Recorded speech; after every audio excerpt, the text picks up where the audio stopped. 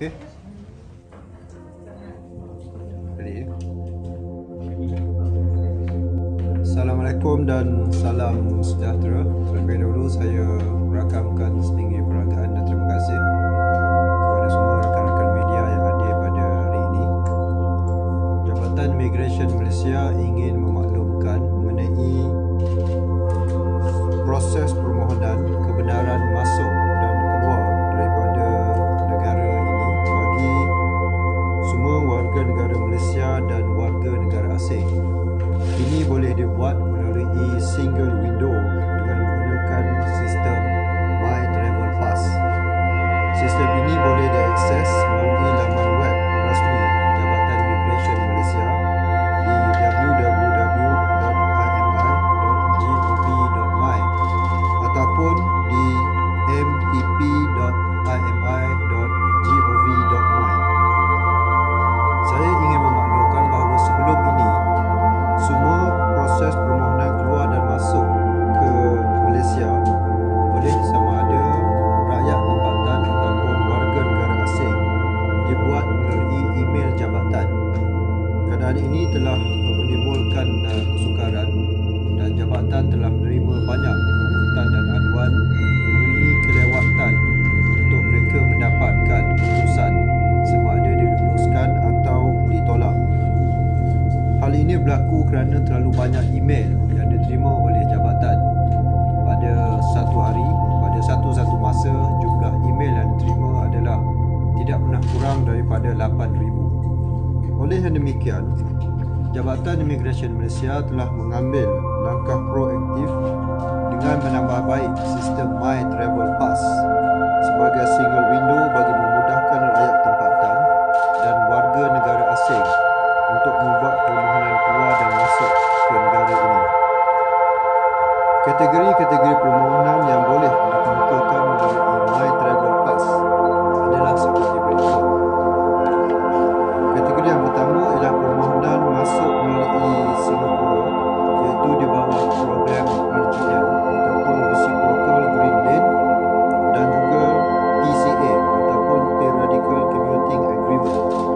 Ini sistem yang sedang berjalan sekarang. Kategori seterusnya yang boleh menggunakan sistem My Travel Pass ini ialah permohonan keluar negara oleh warga negara Malaysia bagi sebab-sebab yang boleh dipertimbangkan. Seterusnya ialah permohonan masuk warga negara asing dan penduduk tetap juga atas sebab-sebab yang boleh dipertimbangkan. Permohonan masuk oleh majikan bagi pembantu rumah asing mereka ataupun pekerja-pekerja yang memegang pas lawatan kerja sementara PLKS. Seterusnya ialah permohonan masuk warga asing bagi kategori pasangan kepada warga negara Malaysia, pasangan kepada penduduk tetap ataupun dependent kepada expatriate. Seterusnya permohonan masuk dan keluar oleh warga negara asing kategori expatriate juga hendaklah dimohon melalui My Travel Pass ini. Dan yang terakhir ialah permohonan masuk oleh warga negara asing bagi mereka yang memegang My Second Home Pass. Sistem My Travel Pass sebagai single window bagi permohonan keluar dan masuk warga negara asing dan rakyat tempatan ini juga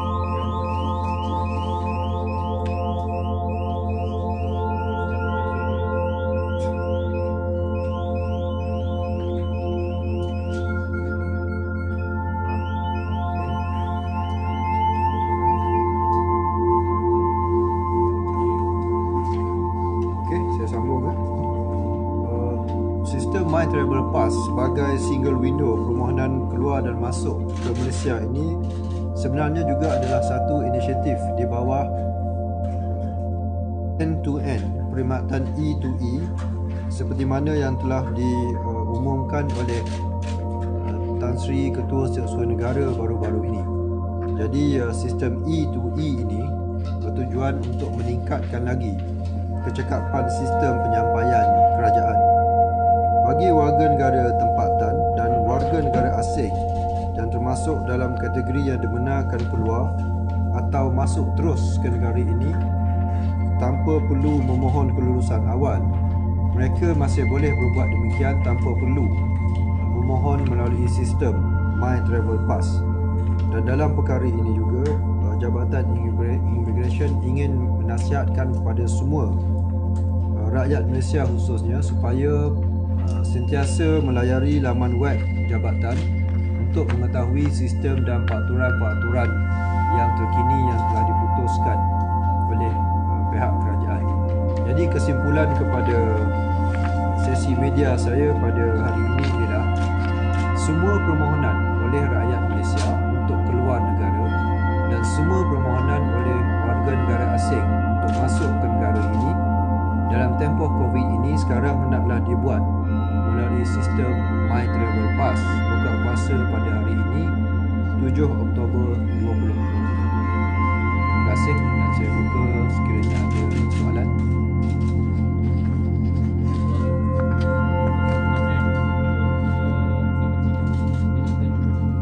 Proses untuk jabatan mengeluarkan kelulusan ialah di antara 3 ke 5 hari. Jadi sekiranya seseorang itu bercadang untuk travel pada mungkin 10 hari bulan, permohonan mesti dibuat sebelum 5 hari bulan.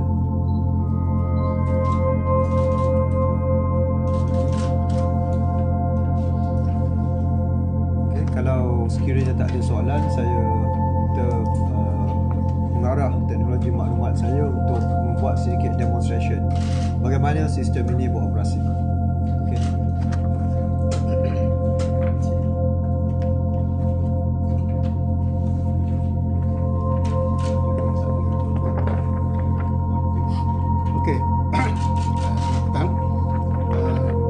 Lebih dahulu untuk memastikan bagaimana permohonan ini perlu dibuat ialah perlu melalui 4 langkah yang mudah. Okay. Yang pertama, layari page immigration iaitu https://www.imi.gov.my atau https://mtp.imi.gov.my. Yang kedua itu adalah single window. Maknanya semua permohonan tersebut jenis-jenisnya ada dalam satu page tersebut. Okay. So yang kedua, pilih kategori tersebut yang mana yang nak dibuat, dan yang berikutnya ialah pahami dia punya syarat-syarat permohonan. Sekiranya dah pahami dan setuju, agree to proceed dan isi borang yang dikehendaki dan klik submit. Semudah itulah permohonan itu.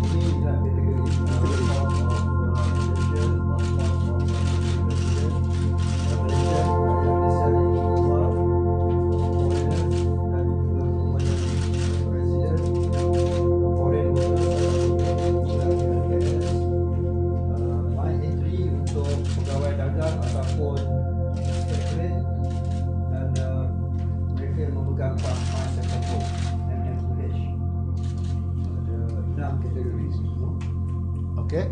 Next, pergi kepada form dia yang kita nak tunjukkan. Klik kepada Immigration, My Travel Pass. Pergi kepada Single Windows dan pilih sama ada tadi yang sebut nation ataupun spouse, dan pilih nation. So inilah syarat-syarat dia yang perlu dipahami dan dipersetujui, dan agree to proceed. Klik bawah. Dan isilah tarikh-tarikh dan maklumat-maklumat yang diperlukan. Yang bertanda bintang merah itu adalah wajib diisi dan yang lain itu optional. Dan seterusnya isilah maklumat siapa ataupun pelawat tersebut yang perlu keluar ataupun masuk ke Malaysia. Nama, pasport number, tarikh lahir, nombor IC dan nationality dan seks. Dan dalam satu form ini dia boleh support sebanyak 10 orang, Sekiranya lebih, perlu mohon yang lain. Kalau satu sajalah. So last kali di bawah,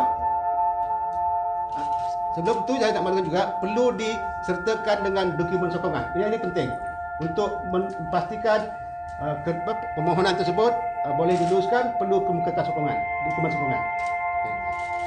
Yang berkaitan. Yang last kali adalah declaration lah. Bila declaration, just submit. Selesai. Setelah submit, pemohon tersebut akan dihantar email mengatakan permohonan tersebut telah diterima dahulu. Terima dulu. Permohonan itu submit dah terima. Lepas itu dalam tempoh 3 hingga 5 hari seperti yang dimaklumkan tadi, maklumat akan kelulusan akan diberikan berdasarkan sama ada lulus ataupun gagal, dan akan diemailkan juga kepada pemohon tersebut. Itu saja. Dan declaration ini dibuat di bawah bentukan Akta Immigration. Kiranya mana-mana warga negara asing yang memberikan maklumat yang salah, mereka upload dokumen yang tidak sah ataupun dokumen palsu, tibanya di Malaysia mereka boleh dikenakan tindakan yang sewajarnya di bawah Akta, dan termasuk juga akan diusir semula ke negara asal. Itu saja. Semudah itu saja untuk memohon. Mohon mudah, tapi kelulusan belum tentu. Okay, terima kasih.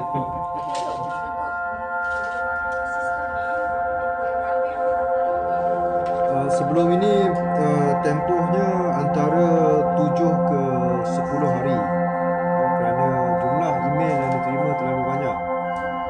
At any one time di dalam akaun email saya tidak pernah kurang daripada 9,000, dan begitu juga dengan email kepada bahagian-bahagian lain di dalam immigration ini seperti expectorate, pelajar, dan juga pemegang pas rawatan jangka panjang yang lain. Jadi sedikit tambahan, sistem ini di-banner sendiri oleh bahagian teknologi maklumat immigration tanpa melibatkan sebarang peruntukan daripada kerajaan. Ia adalah satu sistem dalaman yang dibuat sendiri, in-house system. Anggaran sebelum pakai sistem ni berapa ribu ini?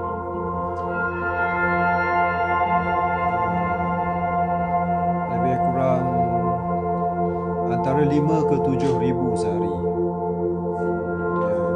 untuk semua bahagian jumlah email. Jadi kita boleh ada email ni yang berulang sebenarnya. Sejak daripada semasa PKP pada 18 Mac, kita menutup sepenuhnya kemasukan kecuali untuk kes-kes immigration. Selepas itu, apabila kita relax sedikit PKPB bersyarat, semasa PKPB kita mula menggunakan email.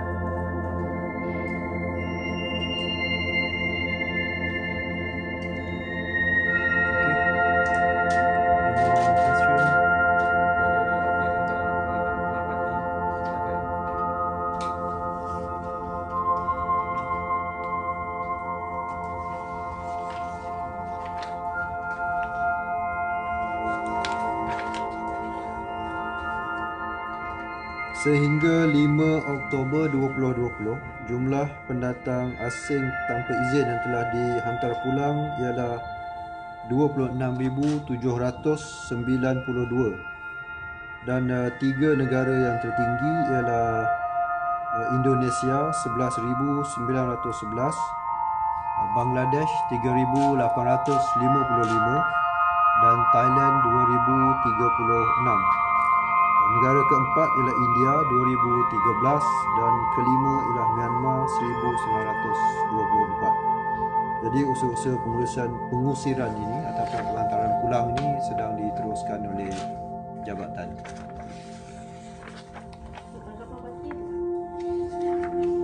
Dari segi tangkapan,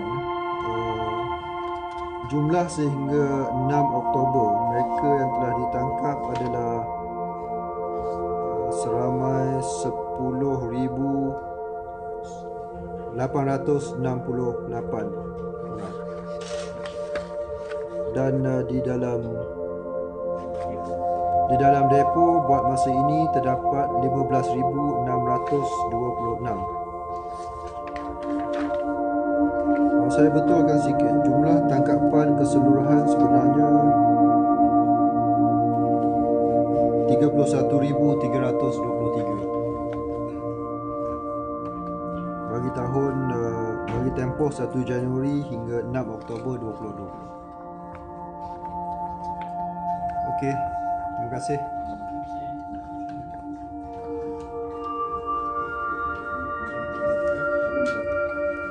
Saya punya PRO ada sediakan refreshment untuk semua media. Jumpalah.